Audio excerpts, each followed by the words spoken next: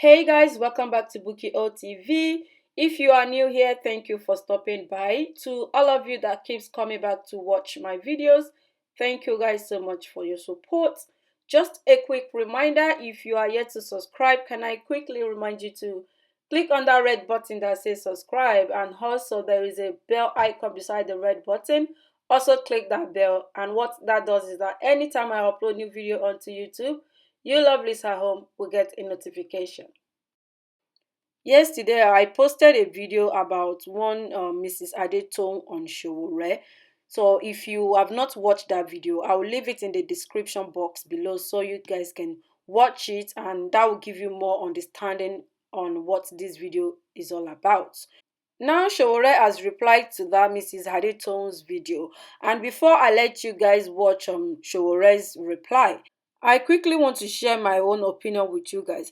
I want you guys to understand that this is political season, so expect the worst, because the parties will be coming for each other. They will be digging out stuff to bring each other's down. So if truly tape was given to Sowore in 2015, why is the woman coming out now? Why is she coming out when it's less than a month to election? Why didn't she come out like last year, 2 years ago, 3 years ago? I mean, this is 4 years tape that she's asking for. I believe she's just looking for ways to bring Sowore down. Like I said, I don't belong to any party, so I'm only sharing my opinion about this matter. So, guys, I will leave you now to watch the videos, and make sure you leave your own opinion in the comment section below. Let's keep the conversation going. Thank you guys so much for watching, and I will see you in my next one. Bye bye.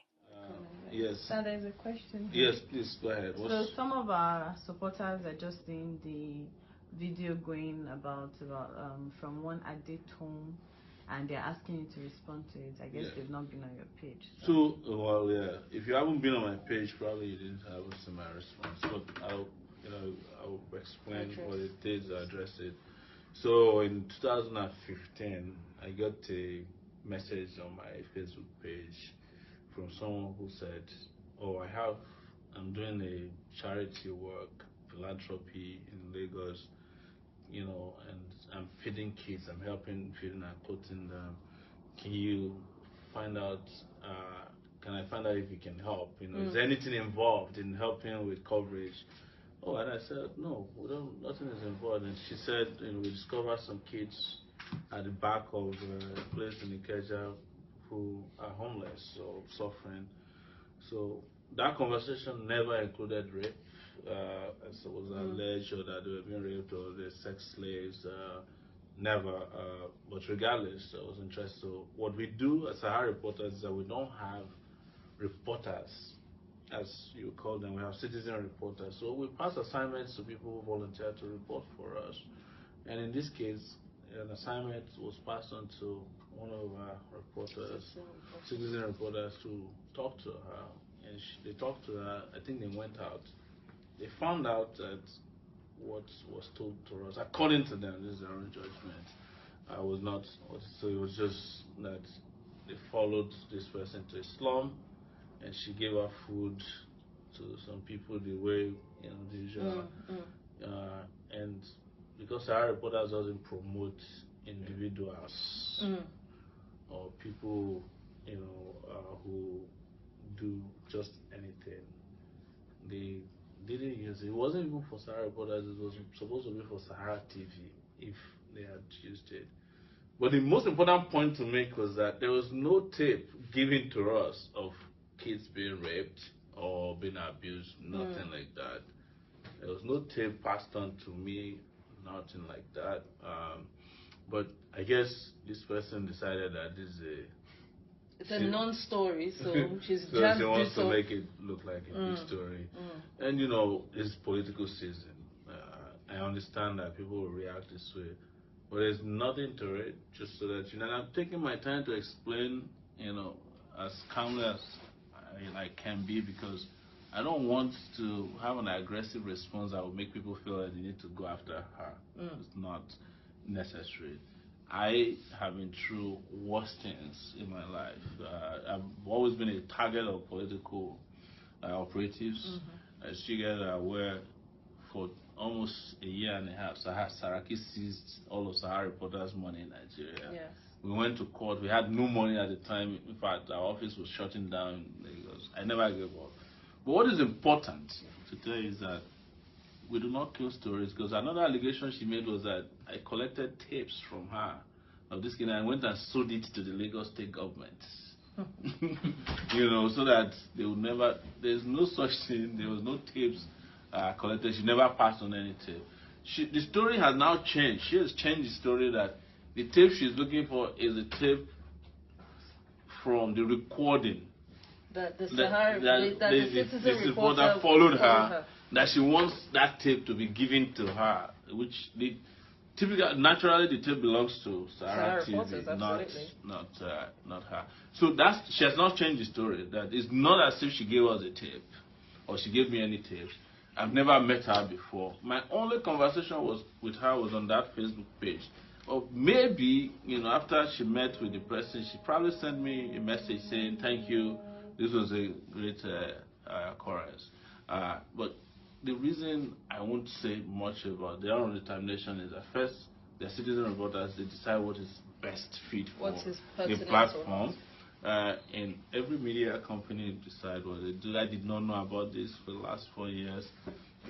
I've done more serious reporting before. Children, when the pastor slapped a girl, yes, and nobody would touch the story, I went for it.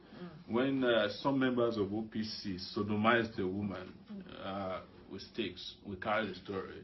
And nobody would touch it. And when we carried the story, we were threatened. They said, "You dare not touch the story." So when the Lagos state government went and evaded kids from, it's in Makoko, we carried the story. We followed them. We got on the canoe when they went to Toto Bame. I can't tell you enough stories, and I'm not here to tell you, that it is. Nobody told me to do anything, but it's important to understand that it's completely smear campaign.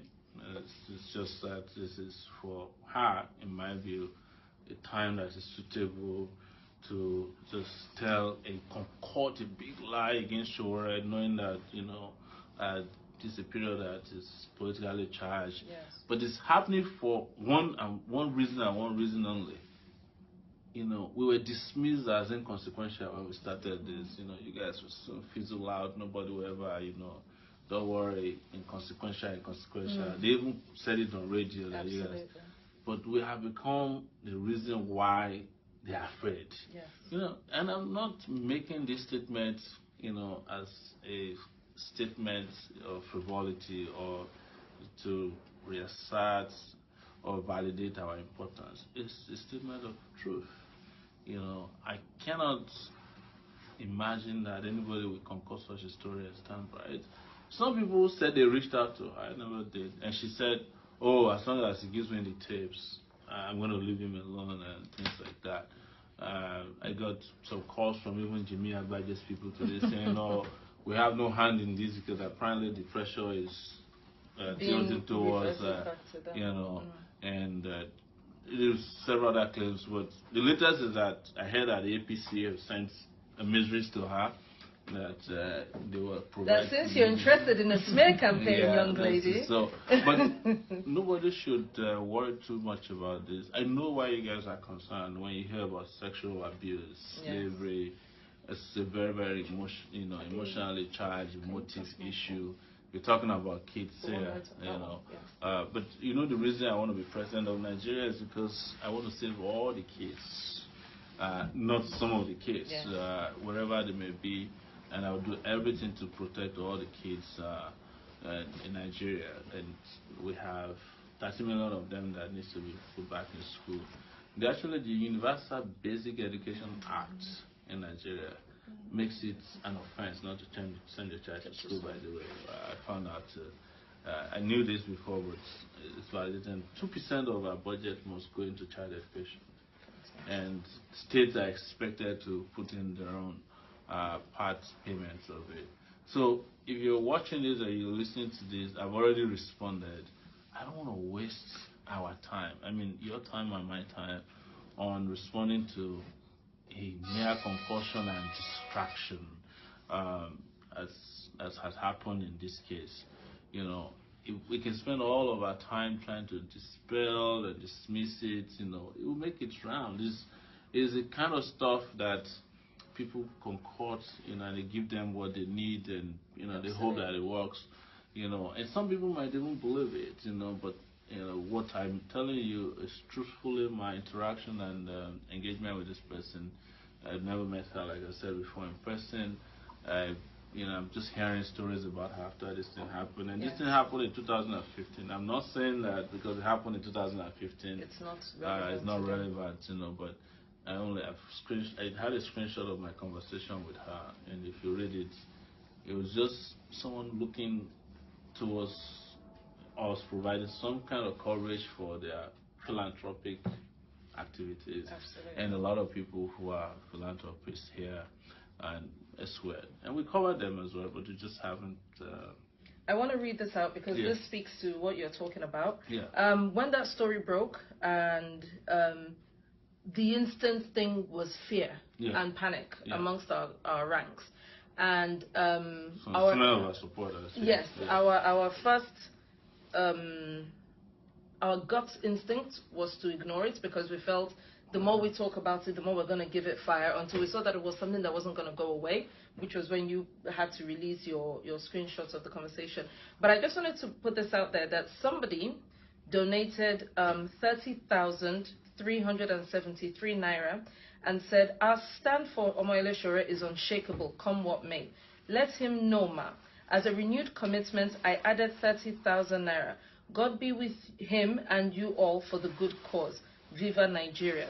Wow. So, thank you. Thank you, back. Action. So that is to say that there are people out there who understand what this journey is about. It's political season. As I've mentioned to you guys, I've been through this, too many times already. When I was at the university, a lot of lies were concocted against me.